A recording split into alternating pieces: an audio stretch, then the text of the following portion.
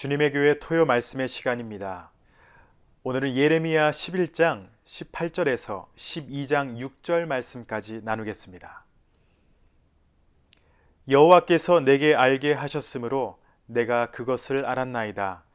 그때 주께서 그들의 행위를 내게 보이셨나이다. 나는 끌려서 도살 당하러 가는 순한 어린 양과 같으므로 그들이 나를 해하려고 꾀하기를 우리가 그 나무와 열매를 함께 박멸하자.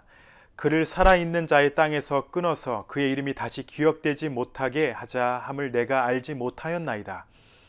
공의로 판단하시며 사람의 마음을 감찰하시는 만군의 여호와여, 나의 원통함을 주께 아뢰었사오니 그들에게 대한 주의 보복을 내가 보리이다 하였더니, 여호와께서 아나돗 사람들에 대하여 이와 같이 말씀하시되 그들이 내 생명을 빼앗으려고 찾아 이르기를 너는 여호와의 이름으로 예언하지 말라. 두렵건대 우리 손에 죽을까 하노라 하도다. 그러므로 만군의 여호와께서 이와 같이 말씀하시니라. 보라, 내가 그들을 벌하리니 청년들은 칼에 죽으며 자녀들은 기근에 죽고 남는 자가 없으리라. 내가 아나돗 사람에게 재앙을 내리리니 곧 그들을 벌할 해니라. 1절입니다. 여호와여, 내가 주와 변론할 때에는 주께서 의로우시니이다. 그러나 내가 주께 질문하옵나니 악한 자의 길이 형통하며 반역한 자가 다 평안함은 무슨 까닭이니까? 주께서 그들을 심으심으로 그들이 뿌리가 박히고 장성하여 열매를 맺었거늘 그들의 입은 주께 가까우나 그들의 마음은 머니이다. 여호와여, 주께서 나를 아시고 나를 보시며 내 마음이 주를 향하여 어떠함을 감찰하시오니 양을 잡으려고 끌어냄과 같이 그들을 끌어내시되 죽을 날을 위하여 그들을 구별하옵소서. 언제까지 이 땅이 슬퍼하며 온 지방의 채소가 마르리이까? 짐승과 새들도 멸절하게 되었사오니 이는 이 땅 주민이 악하여 스스로 말하기를 그가 우리의 나중 일을 보지 못하리라 함이니이다. 만일 내가 보행자와 함께 달려도 피곤하면 어찌 능히 말과 경주하겠느냐? 내가 평안한 땅에서는 무사하려니와 요단강 물이 넘칠 때에는 어찌하겠느냐? 내 형제와 아버지의 집이라도 너를 속이며 내 뒤에서 크게 외치나니 그들이 내게 좋은 말을 할지라도 너는 믿지 말지니라. 아멘. 오늘 토요 말씀의 시간은 예레미야의 탄식이라는 제목으로 우리가 말씀을 나눕니다.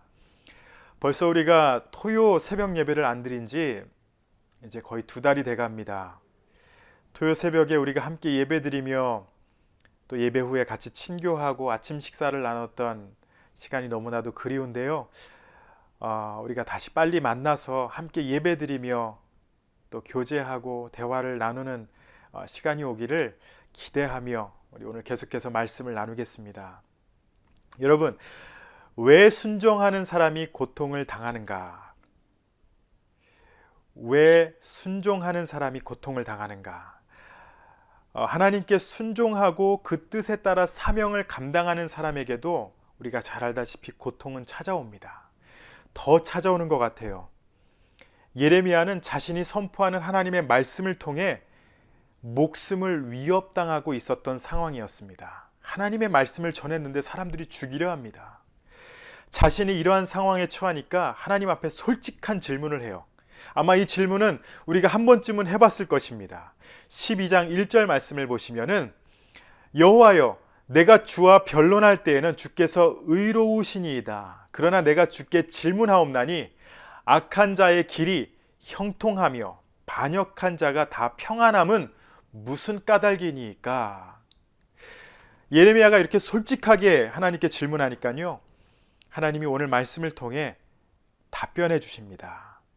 첫 번째로, 왜 순종하는 사람이 고통당하는가? 이 질문에 여러분, 예레미야 선지자는 그의 고향 아낫곳 사람들이 하나님의 심판에서 벗어나기를 원했습니다. 같은 민족, 같은 고향 사람들을 생각하고 하나님 앞에서 회개하길 원했어요. 그래서 가장 먼저 고향으로 가서 하나님의 재앙이 임박했다라는 것을 알리고 싶었을 것입니다. 그런데 아나돗 사람들은 예레미야의 예언을 듣고 회개하지 않았습니다. 오히려 예레미야를 없애려는 음모를 꾸밉니다.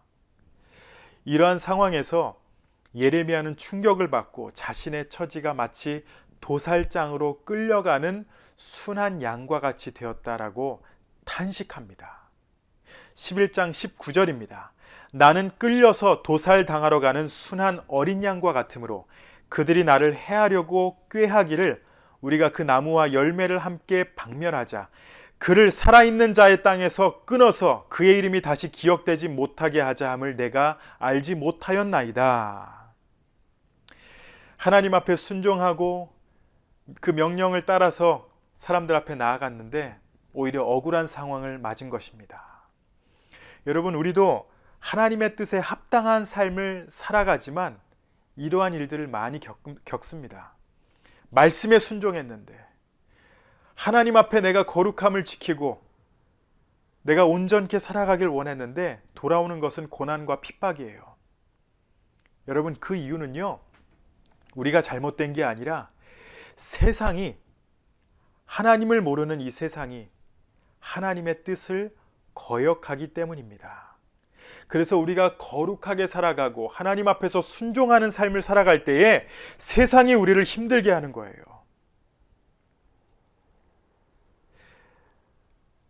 우리는 이런 상황에서 우리가 당하는 고난 가운데 또 괴로움 때문에 억울해할 수 있지만 억울함보다 우리가 기억해야 되는 것은 모든 것을 공의롭게 판단하시고 인도하시는 살아계신 하나님이 우리 안에 살아 역사하신다라는 것을 우리는 기억해야 합니다.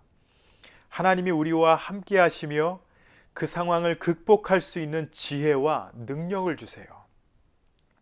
하나님의 말씀에 순종하는 우리에게 하나님은 언제나 함께 하신다라는 것을 여러분 기억하시기 바랍니다. 왜 순종하는 사람이 고통당하는가? 왜냐?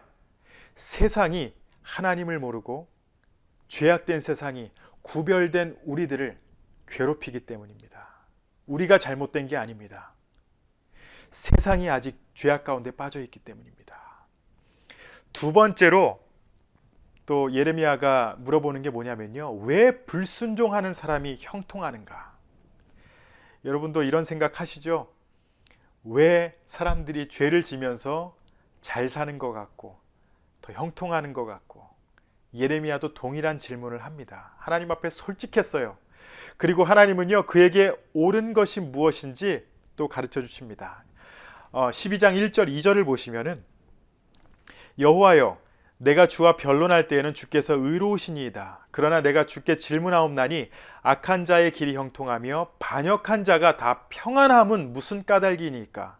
주께서 그들을 심으심으로 그들이 뿌리가 박히고 장성하여 열매를 맺었거늘 그들의 입은 주께 가까우나 그들의 마음은 머니이다. 이렇게 질문을 했습니다. 악인들의 형통을 이해할 수가 없었던 것이에요. 그래서 하나님이 악인들에게 너무 관대하시거나 그들의 죄를 무시하는 게 아닌가라는 그런 의문을 가졌습니다. 이해할 수 없을 만큼 그들은 땅에서 번성하는 것 같고 그들은 더 형통한 삶을 사는 것 같이 보였어요. 그러나 하나님의 말씀은요, 악인의 형통은 이 세상에서 잠시라고 잠시 있을 것이다 라는 것을 언제나 말하고 선포하고 있었습니다. 시편 말씀을 보시면요, 시편 37편 1절 2절을 보시면은 이렇게 기록합니다. 악을 행하는 자들 때문에 불평하지 말며 불의를 행하는 자들을 시기하지 말지어다. 그들은 풀과 같이 속히 배임을 당할 것이며 푸른 채소같이 쇠잔할 것이미로다. 비록 하나님 앞에서 억울한 마음을 가지고 질문하는 것 같지만 예레미야는요, 그 솔직한 고백 이후에 하나님의 말씀을 기억하고 하나님의 공의로우심을 기억하며 오늘 본문 말씀 3절 4절에서 이렇게 고백합니다.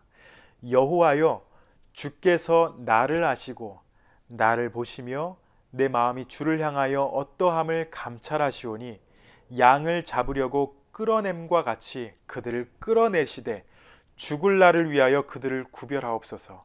언제까지 이 땅이 슬퍼하며 온 지방의 채소가 마르리이까? 짐승과 새들도 멸절하게 되었사오니 이는 이 땅 주민이 악하여 스스로 말하기를 그가 우리의 나중 일을 보지 못하리라 함이니이다. 악인의 그 형통은 영원한 것 같이 보일 수 있지만 하나님의 심판이 그들에게 있다. 이것을 기억하며 마음을 하나님 앞에서 굳건하게 가지라는 것이에요. 눈에 보이는 그들의 형통, 악인의 형통은 분명히 심판이 있다라는 것입니다. 그리고 형통이 아니에요. 형통은 오직 하나님 안에 있습니다. 우리는 사실 이렇게 예레미야와 같이 사람을 바라보고 환경을 바라보면서 낙심하고 절망할 때가 있습니다. 우리가 이해 못하는 것 때문에 좌절하죠. 그리고 단순히 하나님 이 상황을 없애주세요. 이 고난을 없애주세요. 이렇게만 기도합니다. 그런데 하나님이 우리에게 원하시는 것은 이 상황에서 담대해지는 것입니다. 우리가 믿는 하나님이 어떻게 인도하시고 어떻게 공의롭게 심판하시는지를 깨닫고 하나님 앞에 소망을 두길 원하세요. 하나님을 신뢰해야 합니다. 오늘 본문 마지막 두 절을 보시면요, 5절 6절에 이렇게 기록합니다. 만일 내가 보행자와 함께 달려도 피곤하면 어찌 능히 말과 경주하겠느냐. 내가 평안한 땅에서는 무사하려니와 요단강 물이 넘칠 때에는 어찌하겠느냐. 내 형제와 아버지의 집이라도 너를 속이며 내 뒤에서 크게 외치나니 그들이 내게 좋은 말을 할지라도 너는 믿지 말지니라. 예레미야는 처음에 솔직하게 억울한 마음으로 자신의 마음을 하나님 앞에 아뢰지만 이렇게 하나하나 하나님 앞에 고백하며 내가 지금 어떠한 삶을 살아가며 공의로운 하나님이 어떻게 역사하시는지를 기억하고 하나님 앞에 올바른 고백을 합니다. 하나님 앞에 솔직한 것은 이건 죄가 아니에요. 그렇지만 그 하나님 앞에 솔직하게 고백하는 가운데에 하나님의 말씀을 기억하고 하나님의 뜻에 내가 온전히 서는 것, 이것이 너무나도 중요합니다. 우리 사랑하는 성도 여러분, 예레미야는요 남유다의 멸망을 예언하고 핍박을 당했습니다. 하나님께서 시키신 일을 해서 핍박을 당했습니다. 억울했을 것이에요. 그 사역을 감당하는 가운데에 두려움과 좌절을 느꼈을 것이에요. 그렇지만 예레미야는 끊임없이 하나님을 바라봤습니다. 두려움이 우리를 찾아올 때 여러분 환경을 보지 마세요. 사람을 보지 마세요. 그 사람들의 말로 모든 상황을 판단하지 마세요. 하나님을 바라보며 하나님의 말씀이 무엇을 선포하는가, 그것을 우리는 기억해야 합니다. 우리의 염려 하나님 앞에 맡기고 주님만을 신뢰하세요. 여러분, 우리가 하나님의 뜻을 우리가 더 믿고 확신하며 순종하는 가운데 살려고 하는데 여러분 고통을 받고 계세요? 상황을 보지 마시기 바랍니다. 좌절하지 마시기 바랍니다. 그때가 더욱 하나님을 바라보며 하나님의 역사를 기대해야 될 때예요. 모든 상황 속에서 우리에게 승리를 주시는 하나님이십니다. 지금 이 상황에서 어떻게 하지? 앞으로 미래가 어떻게 될 것인지 우리는 두려움에 사로잡힐 수 있지만 하나님은 우리를 위해 모든 것을 희생하십니다. 우리 주님을 바라보며 언제나 말씀 안에서 승리하시고 확신을 갖고 살아가시는 우리 주님의 교회 성도님들이 되시기를 예수님의 이름으로 축원합니다.